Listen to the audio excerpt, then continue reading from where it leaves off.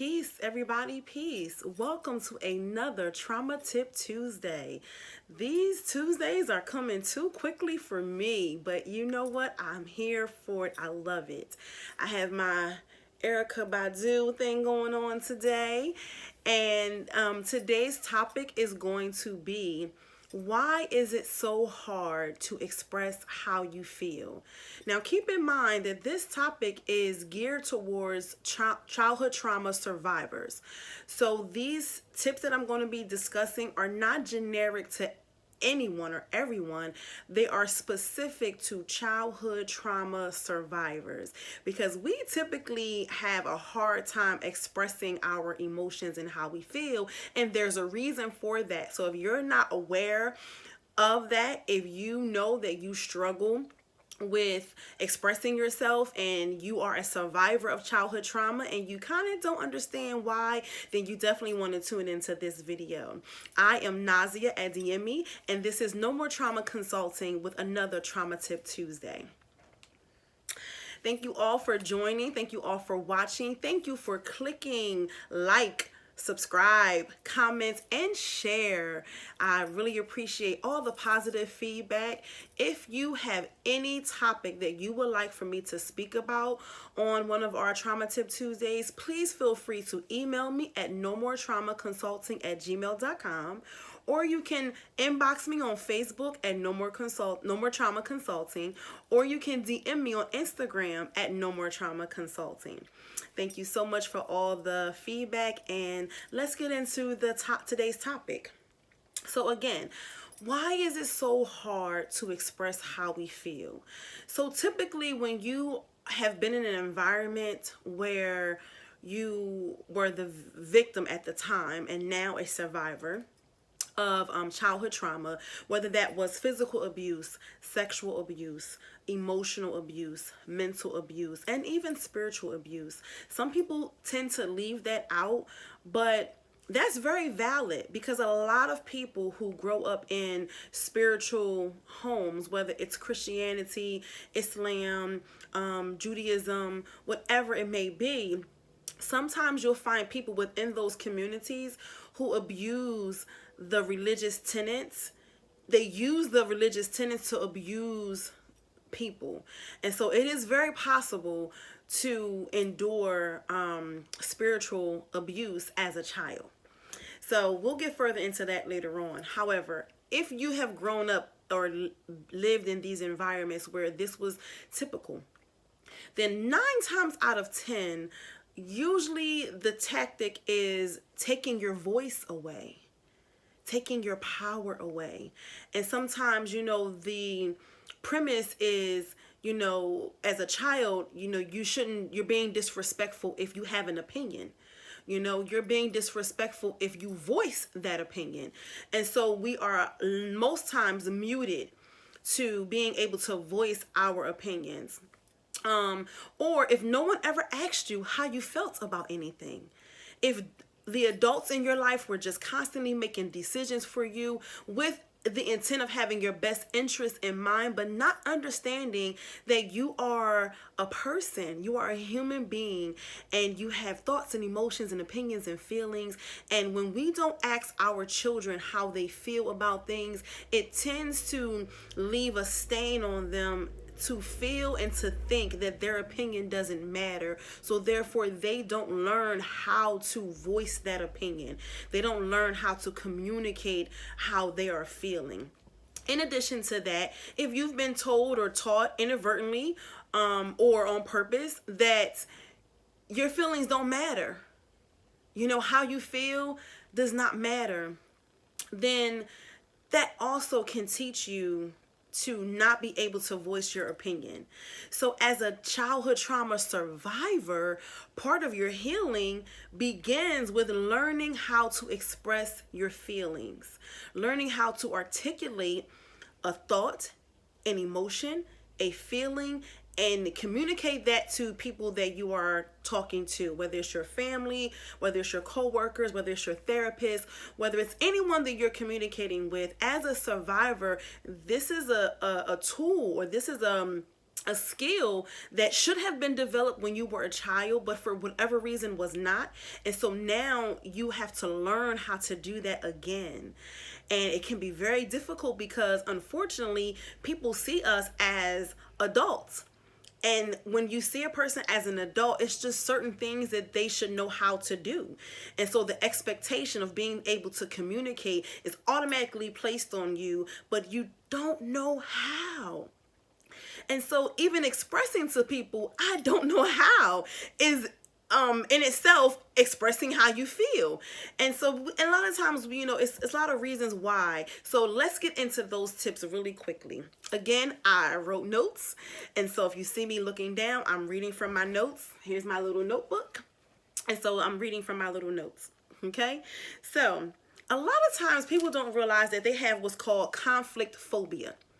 And so conflict phobia is, you may believe that disclosing your thoughts and feelings to those you care about would result in their rejection of you. And this mindset and belief is developed as a child, as in your formative years, when you're learning to trust, when you're learning that it's okay to have an emotion or to feel a certain way, when you're learning those things in your formative years, if you've endured any type of abuse, then you believe that if I tell people how I feel, especially those who I care about, and how I feel is in conflict with what they think, then it's going to cause them to reject me. And you don't want that. So you have a phobia.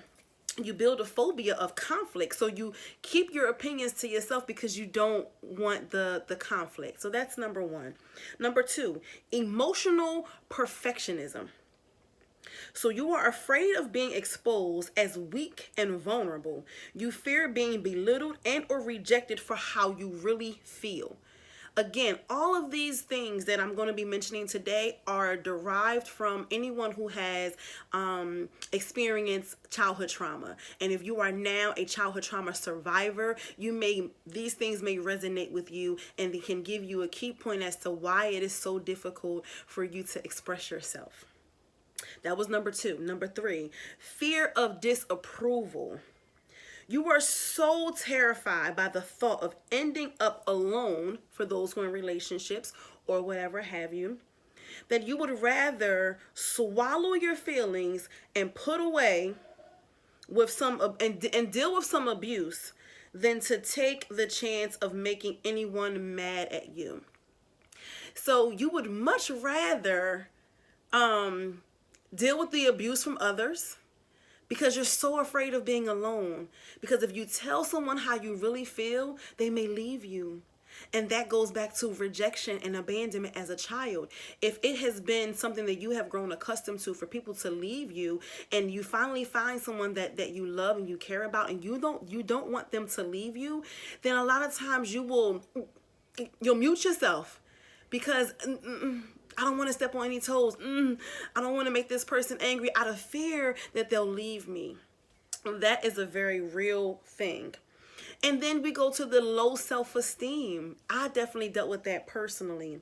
You believe that you are not entitled to express your feelings or to ask for what you want. I definitely resonate with that because I felt as though I was not entitled to discuss my feelings or to share my feelings. It was even at some point I didn't know how I felt about something because I was always told what to do. And a lot of times as a child, when you're always told what to do and you don't have your own thought process, or you're not allowed to process your own thoughts, then it cripples you to the point where you don't even know how to do so. For example, I'll tell you a story. After my grandmother transitioned, I moved in with one of the families who took care of me after my grandmother passed. And because my grandmother was on a fixed income, a lot of times I didn't have the ability to wear clothes that fit my style because my grandmother couldn't afford the things that I liked. So typically I had to wear what my grandmother could afford. So when I moved with the family who took me in after my grandmother died, I think we went shopping or something because I needed a winter coat, and I didn't know what I liked. Like the lady of the couple, she took me to the mall and I was supposed to pick out a coat. I had no clue. I had no clue where to start. I didn't know what my favorite color was. I didn't know what kind of style I liked. I didn't know anything because I was in a situation where I couldn't. And not that that's considered like abuse, because my grandmother did her very best to provide for me. But again, this space was not created for me to express how I feel. And I never gave myself the chance to tell anybody, including myself, the things that I liked.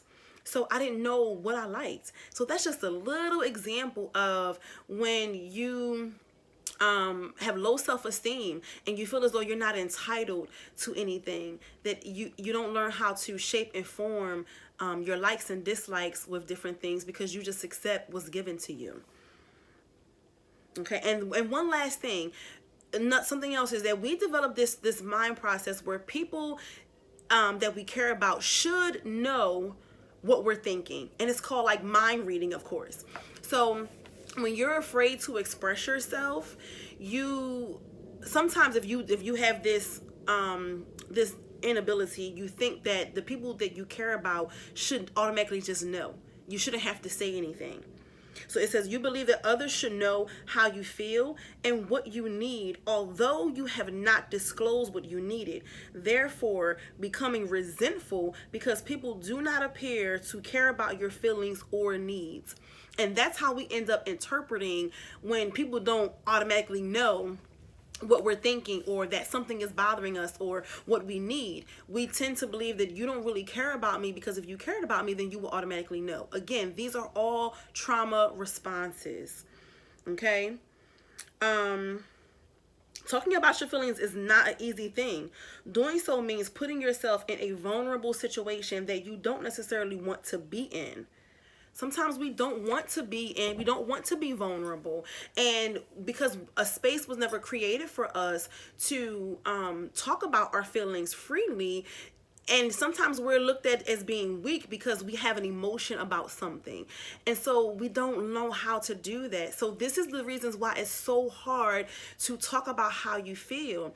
So if you are a childhood trauma survivor and you struggle with expressing yourself, then I strongly encourage you to get with someone, a therapist, someone who is professional, a childhood trauma coach, a life coach, someone who can help you create the space for you to be able to articulate your feelings, because this is like a muscle that you have to keep strengthening. It's not going to happen overnight. You're not going to wake up one day and say, oh, you know what? I am so free to express myself now. No, it's a muscle that you have to work. You have to work. You have to work it. And when you work it, it gets stronger and it gets stronger and it gets stronger. And when you meet with a professional, they can give you the tools to get that muscle going. You know, maybe start off with this, start small, write notes, give you any type of suggestions the professional will be able to do. And so this is what I want everyone to understand, is that it's okay to not be okay. It's okay to say that you don't know how to express yourself. And it's also okay to seek help. All right. Thank you so much for tuning in to this week's Trauma Tip Tuesday. Don't forget to like, subscribe, comment, and share. And I love each and every one of you. And remember that healing is a journey, not a destination. Mwah. Peace.